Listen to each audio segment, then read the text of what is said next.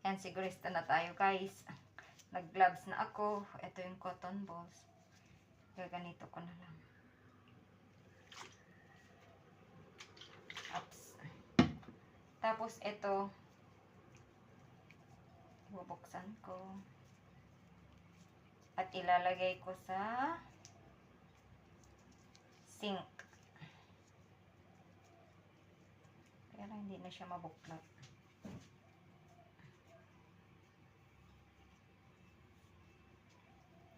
Like this.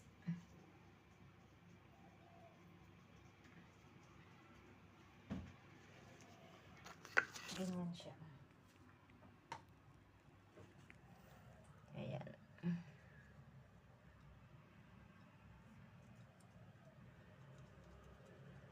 Sa sink.